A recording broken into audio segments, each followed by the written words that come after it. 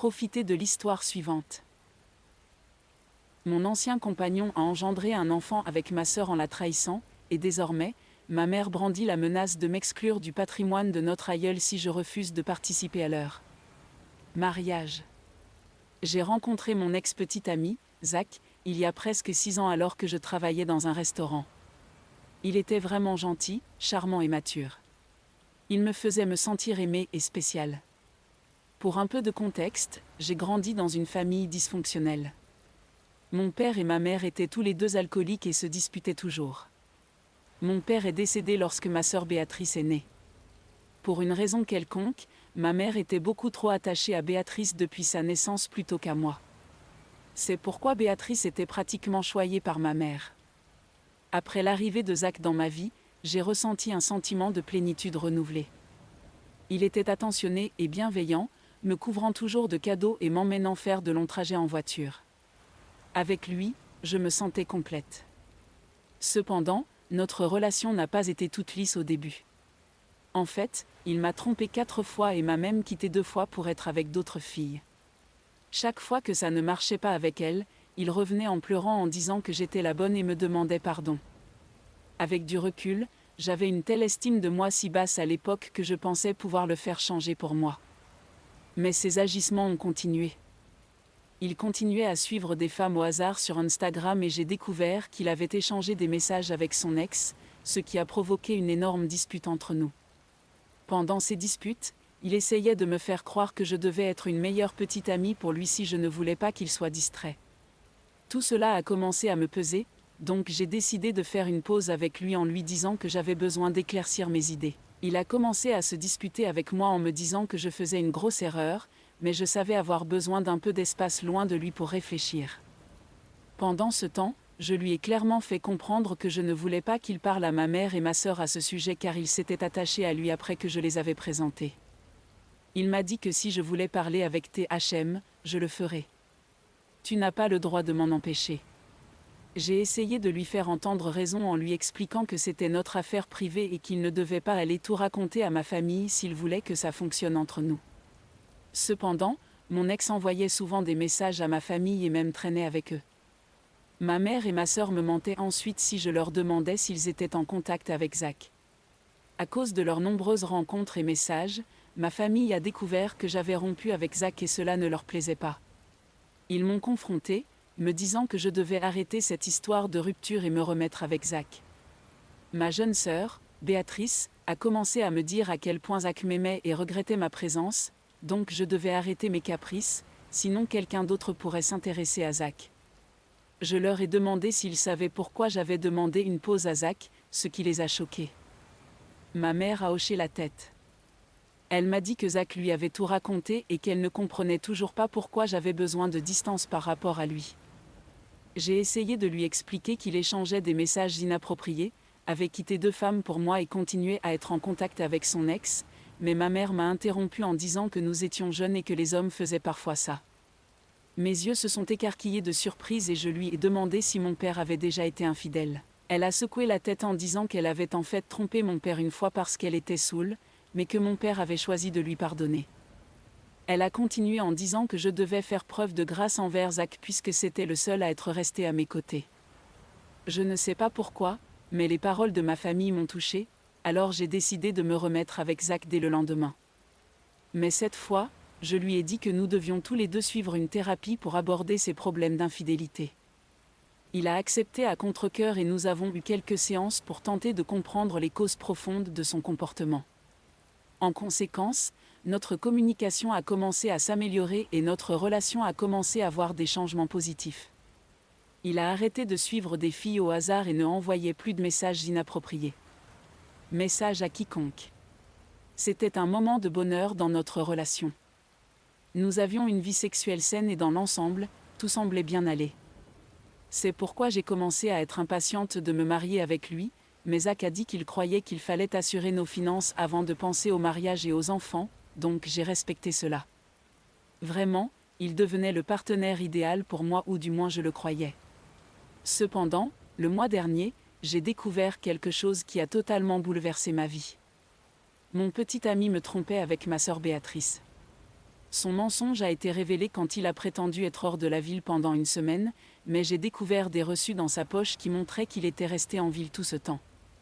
Je me suis immédiatement méfiée, j'ai donc vérifié son téléphone cette nuit-là pendant qu'il dormait, et c'est ainsi que j'ai découvert ses messages avec Béatrice.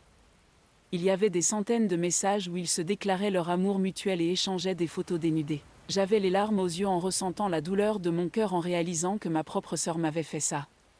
Cette trahison est venue de nulle part et a totalement détruit ma vie autrefois parfaite.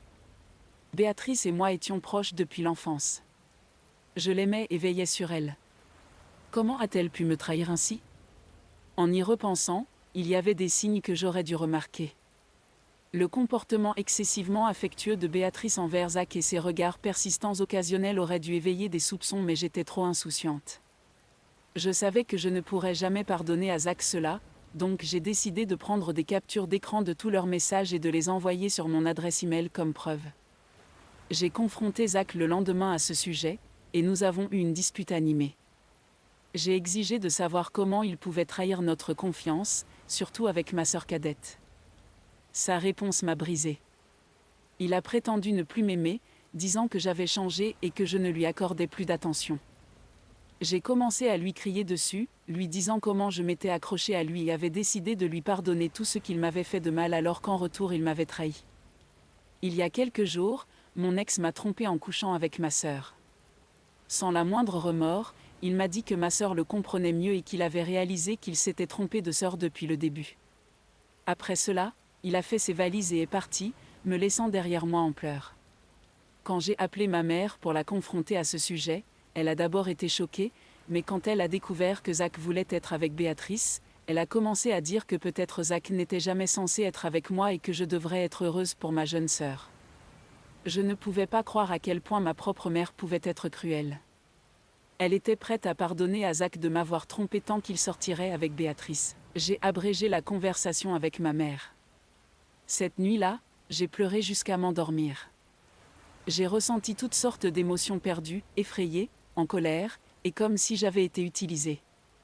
Malgré la douleur, mon cœur ne pouvait s'empêcher de souffrir, déchiré entre l'amour que j'avais pour Zach et la manière dont il m'avait trahi avec ma sœur. Le lendemain, je me suis réveillée avec plusieurs appels de ma sœur. Quand j'ai enfin trouvé la force de vérifier mon téléphone, j'ai trouvé un long message de Béatrice. Elle exprimait sa tristesse pour la situation, mais son ton semblait plus condescendant qu'apologétique. Dans son message, elle détaillait à quel point elle se sentait désolée pour moi, découvrant les choses ainsi, mais cela sonnait plus comme une justification de ses actions. Le pire a été lorsqu'elle a mentionné qu'elle était enceinte de 1 mois de l'enfant de Zach, une révélation qui m'a rendue physiquement malade. Comme si cela ne suffisait pas, le message de Béatrice a continué, exprimant son espoir que je puisse laisser partir Zach paisiblement puisqu'elle l'aimait et qu'ils souhaitaient tous les deux se marier avant l'arrivée du bébé. L'audace à son comble m'a laissé sans voix. Je n'arrivais pas à me résoudre à répondre. Tout ce que je voulais, c'était me noyer dans mes larmes et traiter le tourbillon d'émotions qui me submergeait. Malgré mes tentatives de pleurer en solitaire, ma mère et ma sœur ne cessaient de m'appeler. Je les ai ignorées, espérant un moment de solitude. Pourtant, elles ont débarqué à l'improviste chez moi, sans prévenir. Ils m'ont pris au dépourvu. Avant que je puisse dire un mot, ils sont entrés en trombe, disant qu'ils devaient me parler. Je n'arrivais pas à croire qu'ils avaient le culot de se présenter sans invitation. Une fois assis, ils m'ont dévisagé de haut en bas. Et puis vinrent les questions, chargées de jugement. As-tu passé tout ce temps à bouder? À ignorer nos appels? Le ton de ma sœur était particulièrement condescendant, comme si elle me jugeait pour bouder après avoir découvert qu'elle avait couché avec mon petit ami. Je n'ai pas pu me retenir. Je n'ai rien à dire à aucun de vous, ai-je répondu, ma voix tremblant de colère. Ma sœur souriait en voyant l'expression méprisante sur mon visage. Tu es juste jalouse que j'ai enfin quelqu'un comme Zach, a-t-elle dit, essayant de faire croire qu'il s'agissait d'une sorte de compétition et que Zach était le prix. Je lui ai lancé un regard furieux, incapable de comprendre son audace. Je lui ai alors demandé si elle savait même ce que Zach m'avait déjà fait par le passé. Elle a acquiescé en disant « Zach m'a tout dit. Il m'a dit qu'il avait fait toutes ces choses parce qu'il n'était pas heureux avec toi. Ne t'en fais pas, Il ne me trompera jamais ou ne me quittera pour une autre femme car je lui conviens mieux. » Ces paroles cruelles m'ont semblé comme un coup de poing dans le ventre. J'étais bouillonnante de colère. « Tu te fais des illusions si tu crois qu'il va changer, » ai-je répliqué, ma patience s'effilochant. « Et maintenant que je vois ton vrai visage, je suis contente que tu aies fini avec quelqu'un comme lui. » Mes paroles ont déclenché une tempête de colère de la part de ma mère et de ma sœur. Elles ont commencé à s'en prendre à moi, en m'accusant d'être immature. Comme si la situation ne pouvait pas devenir plus absurde, ma mère a lâché une autre bombe. Apparemment, Béatrice et Zach avaient décidé de se marier après avoir découvert qu'elle était enceinte. Ils voulaient étouffer l'affaire avant que le reste de la famille ne découvre la grossesse avant le mariage. Ma mère a insisté sur le fait que je devrais assister au mariage pour soutenir publiquement ma sœur afin d'éviter toute rancœur familiale à leur égard. J'ai immédiatement refusé en disant à quel point ils étaient ridicules. Mondo me demanda de participer au mariage de Béatrice sous peine de me priver de l'héritage de mon grand-père. Celui-ci n'était pas millionnaire, mais il avait bien réussi dans la vie. J'ai bouilli de colère en écoutant les exigences de ma mère, mais alors une idée méchante a germé dans mon esprit. À ce moment-là, j'ai pris une décision. J'irai au mariage juste pour que la vérité éclate et expose ma mère et Béatrice devant tout le monde. Je savais exactement comment retourner la situation, comment leur faire comprendre la profondeur de leur trahison. Avec un sourire forcé, j'ai joué le jeu, leur disant qu'ils avaient raison et qu'il était inutile de s'apitoyer sur ma relation ratée avec Zach alors qu'ils allaient se marier de toute façon. Je leur ai fait part que malgré tout, j'assisterais à leur mariage et leur souhaiterais le meilleur. Le sourire satisfait de Béatrice m'a confirmé que c'était exactement ce qu'elle espérait. J'ai affiché un faux sourire, leur ai menti à travers mes dents serrées et ils m'ont cru. Depuis cette conversation, je me demande si je dois ou non dévoiler Béatrice devant toute la famille. Une partie de moi éprouve de la sympathie pour ma petite sœur que j'ai toujours aimée, mais l'autre partie c'est que je ne serai pas en paix si je ne dis pas ma vérité au monde entier. Dois-je assister au mariage de ma sœur et raconter à tout le monde ce qu'elle a fait ? Mise à jour 1, je tiens tout d'abord à vous remercier du fond du cœur pour les nombreux commentaires encourageants. Cette expérience m'a ouvert les yeux sur le fait de ne pas permettre à ma famille de se comporter ainsi avec moi et de s'en sortir impunément. J'ai longuement réfléchi à mes limites et à mes tendances à vouloir plaire. Cela me fait également réaliser que je ne suis pas seule et que j'ai plusieurs personnes fortes dans cette communauté qui défendent leurs droits et apprennent ces leçons. J'ai pris ma décision, je vais affronter ma sœur, ma mère et Zach devant tout le monde et exposer tous leurs mensonges. Ils se marient le mois prochain à l'église. Ma mère a commencé à inviter des gens et certains de ses proches qui connaissent ma relation avec Zach et ont vu des photos de nous ont été choqués d'apprendre qu'il épousait ma sœur. Plusieurs m'ont appelé pour savoir ce qu'il se passait mais j'ai décidé de rester silencieux et discret. Je ne veux pas mentir et faire semblant avec eux que tout va bien. Je vais dire la vérité directement à propos de leur mariage avec des preuves. Mise à jour 2, salut tout le monde. Cela fait 2 mois depuis ma dernière mise à jour. Je sais que je vous ai fait attendre longtemps mais j'ai été très occupée à ramasser les morceaux de ma vie. Quoi qu'il en soit, je ne vais pas tergiverser plus longtemps, alors voilà. Lorsque le jour du mariage de Béatrice et Zach est arrivé, j'ai affiché une façade de calme malgré la tourmente qui m'habitait et je suis allée à leur mariage. Je portais une robe rouge longue que Zach m'avait achetée et qui me complimentait toujours dans cette robe. Je voulais qu'il se souvienne de moi pour toujours dans cette robe tandis que je marchais à son mariage et détruisais sa vie. La cérémonie s'est déroulée sans encombre, avec Béatrice et Zach échangeant leurs vœux parmi des sourires et des félicitations. Tout le monde semblait blissfully ignorant de la tempête qui couvait en dessous de la surface. Au début de la réception, j'ai ressenti un nœud de tension se resserrer dans ma poitrine. C'était le moment d'exécuter mon plan. Lorsque le moment est venu pour les discours, ma mère a pris le premier tour pour dire à quel point elle était heureuse et fière de voir Zach et Béatrice heureux. Je ne sais pas quelle histoire ma mère avait inventée à mes proches mais tout le monde avait l'air heureux pour le couple. Elle a dit qu'elle ne pouvait imaginer personne d'autre que Zach capable d'épouser sa petite fille et à quel point elle était excitée pour leur avenir. J'avais envie de vomir mais je l'ai laissé avoir son moment. Quand elle s'est assise après son discours, je me suis levée, mon cœur battant d'anticipation. Tous les regards se sont tournés vers moi, des sourires pleins d'attente sur leurs visages. J'ai vu Béatrice et ma mère se tourner pour me regarder sans savoir ce que j'allais faire. Reprenant mon souffle, j'ai saisi l'occasion de dire ma vérité. J'ai commencé par féliciter les jeunes mariés. Ensuite, j'ai dit que Béatrice avait de la chance d'avoir une sœur comme moi, car elle n'aurait jamais rencontré Zach si je n'avais pas d'abord sorti avec lui. J'ai vu le visage de Béatrice devenir pâle alors que je continuais en disant que depuis un très jeune âge, Béatrice et moi avions toujours tout partagé.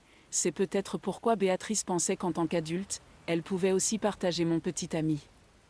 Tout le monde a poussé un cri de choc tandis que ma mère avait l'air furieuse. Son visage était rouge de colère et elle avait l'air prête à me tuer sur le champ.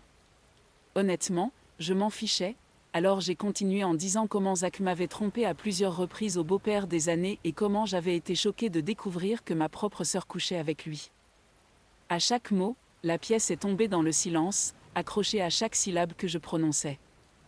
J'ai révélé la trahison et la façon dont Zach avait géré notre rupture.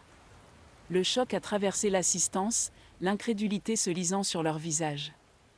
J'ai ensuite annoncé comment, après que ma mère eut découvert que Zach couchait avec Béatrice, elle m'avait demandé de leur pardonner, car Béatrice était enceinte. C'est pourquoi ils ont rapidement décidé de se marier. Mes grands-parents et mes proches se sont tournés vers ma mère, choqués, tandis que je continuais à dire comment ma mère m'avait menacé de venir à ce mariage et comment elle avait dit que je serais exclue de l'héritage de mon grand-père. Entendant cela, mon grand-père s'est levé en colère de son siège et a demandé à ma mère si tout cela était vrai. Ma mère, fidèle à son caractère, a commencé à nier les accusations en disant que j'étais mentalement malade parce que Zach avait décidé de rompre avec moi et que je mentais sur tout cela parce que j'étais simplement jalouse de Béatrice. L'air était tendu alors que mes proches ont commencé à interroger ma mère, exigeant des réponses. Ma sœur s'est également jointe à ma mère. Pour dire que nous ne devrions pas prendre mes paroles à cœur car j'étais juste contrariée que Zach ne m'aime pas. Elle a admis que Zach était mon petit ami en premier, mais a commencé à dire qu'il ne m'avait jamais aimé et que j'inventais tout le reste. Imperturbable, j'ai souri et j'ai fait ce que je savais que je devais faire depuis le début. Les mains tremblantes, j'ai envoyé un message de groupe à toute la famille à cet instant précis, contenant les textos compromettants de Béatrice et Zach, y compris certaines des images inappropriées qu'ils avaient prises dans ma chambre, mettant ainsi la vérité à nu pour que tous la voient. Les téléphones ont commencé à sonner sans arrêt, remplissant la pièce de preuves accablantes de leur trahison. Certains de mes cousins ont poussé des cris choqués en voyant les photos rapidement, puis la nouvelle s'est répandue. À ce moment-là, la façade s'est effondrée, révélant la réalité laide en dessous. Le déni de ma mère a vacillé, et elle a regardé autour d'elle dans la confusion jusqu'à ce qu'elle consulte les messages que j'avais envoyés au groupe où elle et Béatrice étaient également présentes. Lorsque mes grands-parents ont vu les messages, mon grand-père a pointé ses doigts vers ma mère en colère, en disant à quel point il était honteux qu'elle soit sa fille et qu'il ne voulait plus jamais voir son visage. Mes proches ont commencé à accuser publiquement Béatrice de la façon dont elle pouvait faire quelque chose d'aussi dégoûtant à sa propre sœur. Les invités se sont levés en colère à la recherche d'une sortie. Certains ont même exigé que Béatrice et Zach restituent leur cadeau de mariage, car ils ne voulaient plus rien leur donner après avoir découvert à quel point ils étaient vraiment dégoûtants.